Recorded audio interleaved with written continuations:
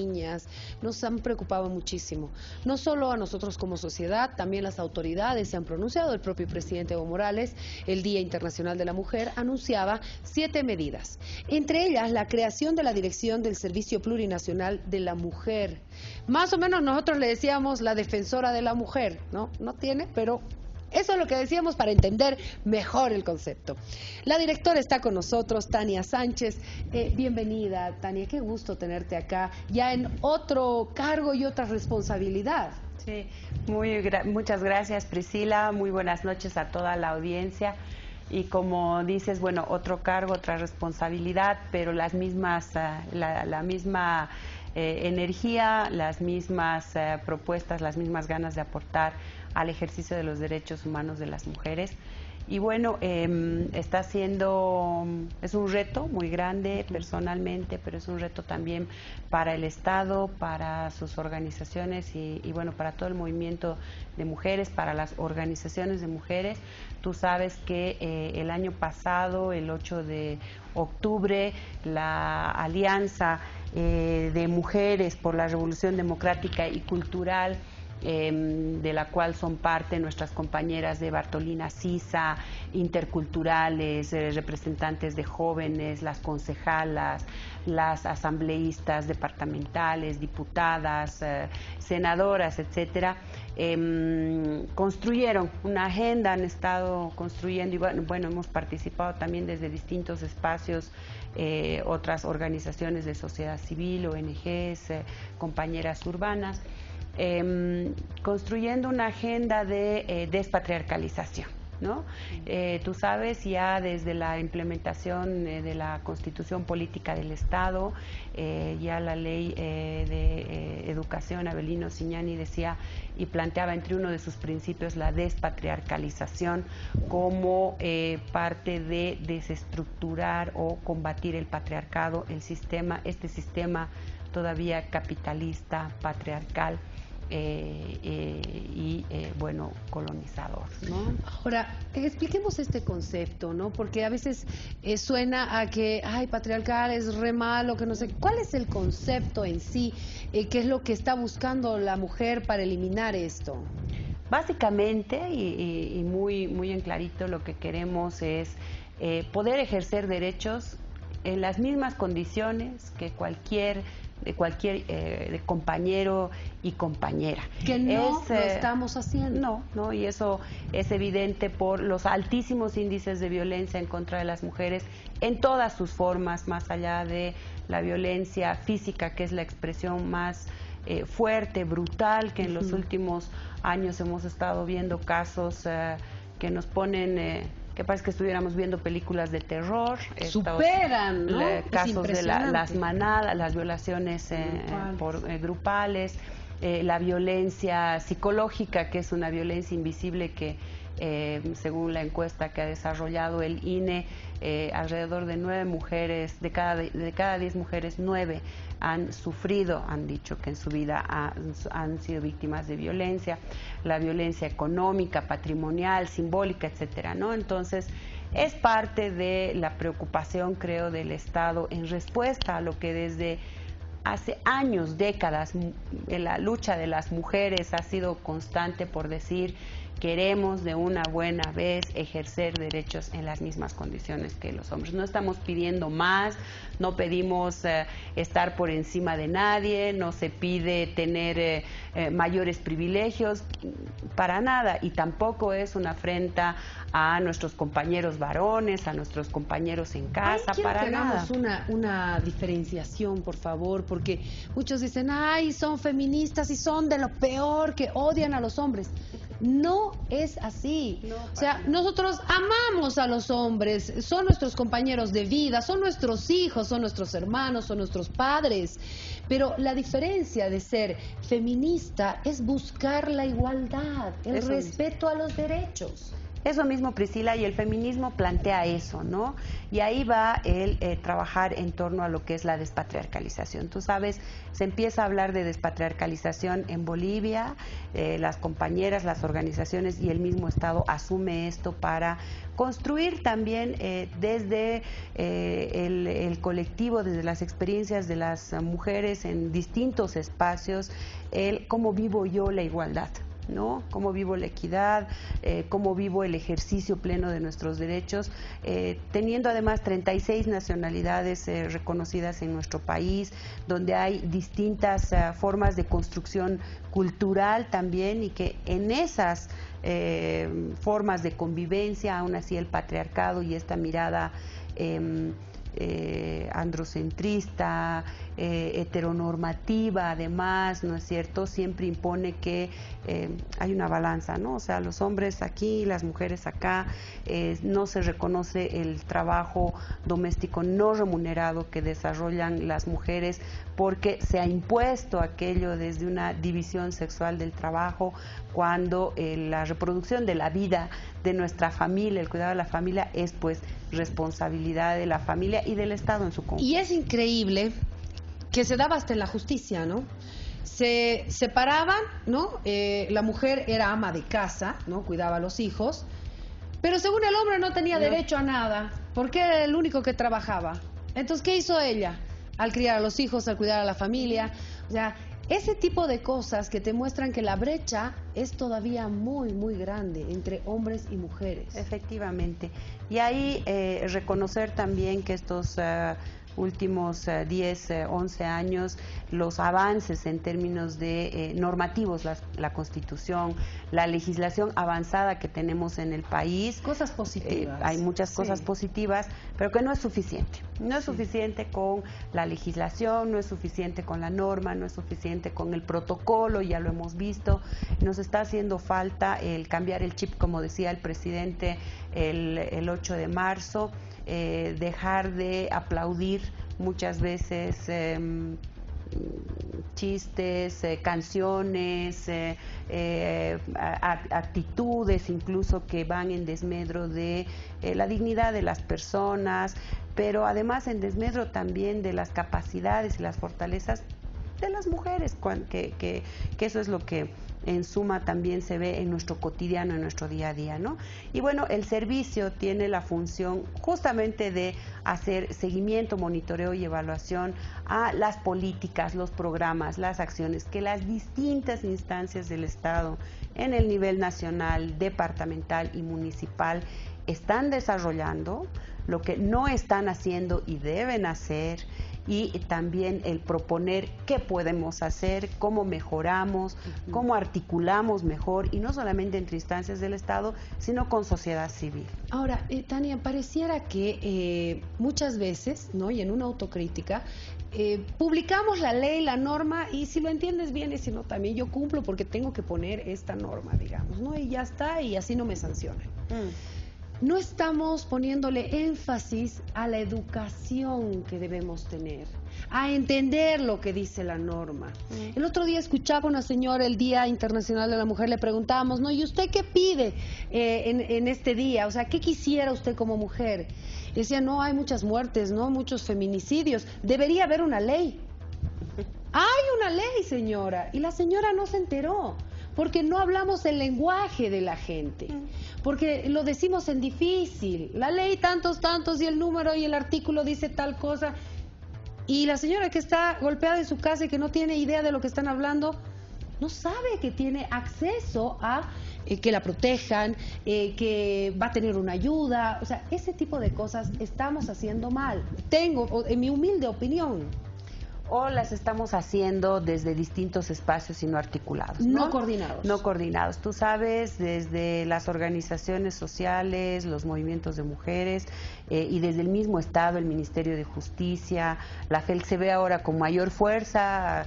Vemos que está también con una campaña en redes, televisión, etcétera, poniendo algunos mensajes. Pero una de las observaciones que se ha hecho desde el Gabinete de ministras y desde las mismas organizaciones es justamente el cómo articulamos, cómo sumamos fuerzas, cómo sumamos esfuerzos, no dispersamos, en vez de hacer una campaña chiquita aquí, allá, allá, allá, ponemos todo eso en una canasta, hacemos campañas más sostenidas, pero más allá de la campaña de ahora el carnaval, porque hemos estado muy fuerte el carnaval, porque además son fechas también emblemáticas y donde la violencia sube, ¿no? Que haya un proceso constante y más allá de los medios de comunicación empezar también con hablar de estos temas con nuestros niños, no solamente desde ponerles que la violencia y demás, sino a respetar y a ejercer y hacer respetar sus derechos, ¿no? Y ahí retomo lo que tú dices, no es suficiente la norma, nunca va a ser suficiente con la norma porque la otra patita está en la responsabilidad también de cada uno y de cada una por decir no acepto esta forma de violencia, ¿no? No, no cometo una acción que vaya en desmedro del otro o de la otra, ¿no? Y eso empieza por casa y ahí empieza también porque vayamos tomando conciencia, porque efectivamente desarrollemos políticas de más, bueno, más que políticas, acciones de más largo aliento y ahí el servicio lo que va a estar haciendo es justamente promoviendo la articulación de acciones, viendo cómo trabajamos con Ministerio de Educación, con las entidades territoriales que tienen que ver con esto, cómo articulamos con medios de comunicación y tenemos metas muy concretitas, ¿no? O sea, entre las diversidad de tareas que tenemos también hitos para mostrar realmente impacto y cambios, ¿no? Una de las cosas que ya el presidente lo decía y que va a ser parte de las prioridades del servicio es cómo generamos la igualdad en los salarios entre hombres y mujeres. Con casos muy concretos, nuestras compañeras constructoras, por ejemplo, que ganan por jornal, igual que nuestros compañeros, por el mismo trabajo ganan un otro monto, ¿no? Casi el 30% menos. Y son víctimas de acoso. Y son víctimas de acoso. Sabemos, por ejemplo, que para que se les pague es primero vamos, compartimos, a ver cuántas botellas de cerveza compras, y si no, existe el retraso en el salario, etcétera. Entonces, hay algunos sectores en los que se identifican mayores brechas. Vamos a estar prontito ya nomás reuniéndonos con estos sectores para, por un lado, ver normativamente, pero por otro, más allá de la norma, cómo trabajamos también con estos sectores, cómo trabajamos con los hombres, ¿no? Porque no es un trabajo solo con las mujeres, no es un tema de las mujeres, a diferencia de lo que tradicionalmente se piensa, es una problemática y es una necesidad, es un interés de la sociedad en su conjunto y ahí creo que este es un momento histórico para el país, histórico para las mujeres.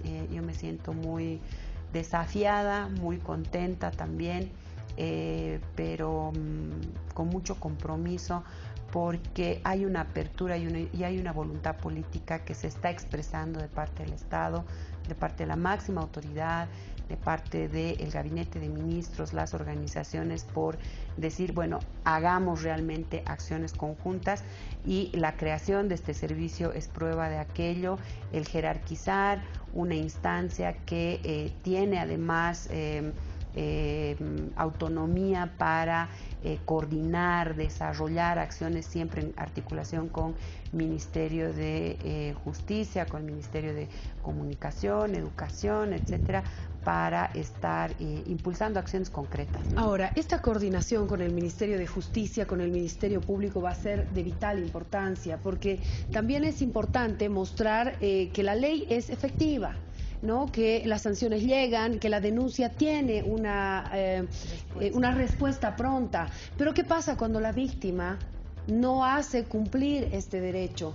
Denuncia y luego se va, ¿no? Y comparto contigo, Tania, y con la gente lo que pasó hoy con el magistrado del Tribunal Constitucional, el magistrado Ceballos, cuando tiene una discusión con la esposa, hay un documento de la declaración de ella, de que fue víctima de golpes, violencia psicológica y demás, y que hay 7 días de impedimento. Ella dice, sí hubo discusión, pero no hubo golpes ni nada. A ver, veamos este informe de Pilar. Recibieron a los medios de comunicación en su domicilio. Orlando Ceballos, tribuno constitucional, y su esposa Vilma Torres pretendieron explicar las denuncias contra esta autoridad por agredir físicamente a su esposa Vilma Torres, provocándole 7 días de impedimento.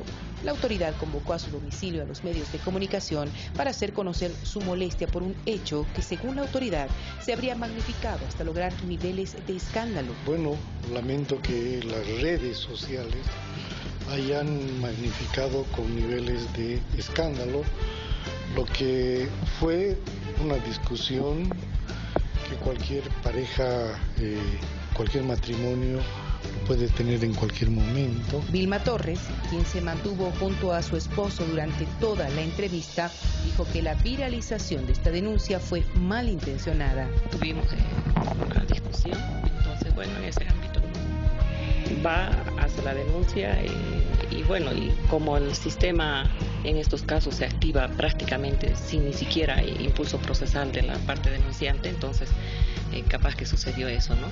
Pero yo me sorprendí al ver esta mañana que dice que se viralizó en las redes, como ya se pudo ver, que me propinó tal golpiza que me dejó mal muerta. Dice, entonces ustedes están viendo que la realidad que es totalmente malintencionado,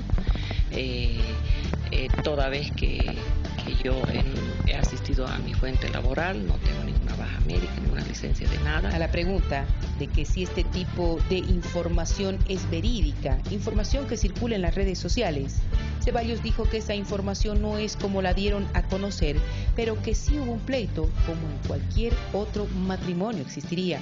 Pero no es como se presenta en las redes sociales. Yo les agradezco que estén acá en casa. Estoy acá con Vilma Torres, mi esposa, que va a poder corroborar esto que estoy señalando. Vilma Torres no negó que sí se presentó la denuncia, pero que esta no tendría los elementos verídicos del hecho, así como el informe médico forense. Este informe, según Vilma Torres, no sería el correcto. Sí, pero siempre es una formalidad, le toman escrita o verbal. Es en el ámbito de la formalidad del derecho. Ustedes saben que es una ciencia que es muy formal, entonces seguramente es de acuerdo al procedimiento. Pero en ningún momento, como ustedes pueden ver, y ya nosotros estamos en otros medios, que no es así, es totalmente magnificado y no es al estado de que están hablando, no, o sea, no es así. ¿Hubo desistimiento? Vilma Torres señaló que al existir desistimiento no existiría impulso procesal, por tanto, no habría motivo para seguir investigando el caso. Cuando hay desistimiento, no hay impulso procesal, yo no sé con qué motivo podría continuarse con una situación jurídica que no existe, porque no hay vida jurídica, no es un acto que haya nacido a la vida jurídica, ¿no? Entonces, entonces les vuelvo a repetir otra vez que les agradezco mucho su interés. Lo cierto es que de acuerdo a la ley 348, cualquier denuncia de violencia contra la mujer se constituye en delito de orden público. Por tanto, continuaría el proceso investigativo ante el Ministerio Público. Preguntaba yo en el informativo, en Telenoticias, si realmente es, como dice la esposa del magistrado, que no es tal cual se ha puesto en el papel de la declaración que ella supuestamente había dado el día de la agresión, ¿no? ¿Y de dónde sale este documento de 7 días de impedimento? ¿Los procesará? Porque eso es falsificar un documento oficial. No es un documento cualquiera de cualquier tienda que se sacaron, no, es un documento oficial del médico forense y una denuncia hecha en el Ministerio Público. O sea, aquí, ¿qué está pasando? ¿Qué observas tú en torno a todo lo que te ha tocado vivir, Tania? ¿Qué observas con este caso? Priscila, yo creo que hay que ver cuán difícil es para las mujeres, en general, más allá del ejemplo, bueno, que nos sirve de ejemplo, la presión también que hay en la sociedad por el hecho de lo difícil que es para una mujer, porque no es fácil ir y denunciar, ¿no? Muchísimo más para mujeres con unas ciertas características económicas, etcétera. Es muy complicado, es muy difícil ir y denunciar por el costo social que eso también tiene, ¿no? El hecho de mucho pasa y pasaba antes con los padrinos, ¿no? Pero quédate nomás tranquila, seguramente ya va a cambiar. Entonces, hay todavía en nuestro imaginario social instalado el hecho de bueno, si pasa algo es porque me quiere, o se preocupa, ¿no es cierto? Y ahí también está la pena, la dependencia emocional, la dependencia económica, ahí la importancia de el empoderamiento económico de las mujeres, pero también el saber que van a tener un respaldo no solamente a nivel de las instancias de denuncia, que efectivamente una denuncia se va a procesar en los tiempos que debe procesarse, que no va a haber revictimización, porque hasta eso, ¿no? O sea, hemos visto que en algunas investigaciones, a pesar que dentro de la legislación está prohibida el transar, el mediar esto, a no ser por una primera vez, muchos funcionarios que todavía no conocían la ley, que tendrían que conocerla al detalle, incluso dicen, pero ¿por qué no arreglan mejor, charlen, vean, está segura que va a pasar? Un desistimiento, ¿no? Siendo este un delito público, que ya no es privado. No es que este es un tema privado, particular, familiar. No, desde el momento que denuncia a la mujer ya no es particular, ya no es de cuatro paredes. Es porque aquí hubo algo más. Claro. Y ella desiste. No, y esto hemos visto en varios casos, no solo en este caso. Y yo me hacía la pregunta, en esos otros casos y en este, ¿no sigue siendo víctima? Claro, ¿no le estarán amenazando? O sea, ¿la Fiscalía no debería hacer un seguimiento a esos casos? ¿Del por qué? No sé, un informe psicológico o algo. Que de hecho se hace, ¿no? O sea, de hecho, parte del acompañamiento a la víctima no es solamente el certificado forense, dependiendo ya la instancia por donde haya ingresado el caso, la asistencia psicológica, el apoyo psicológico, el respaldo.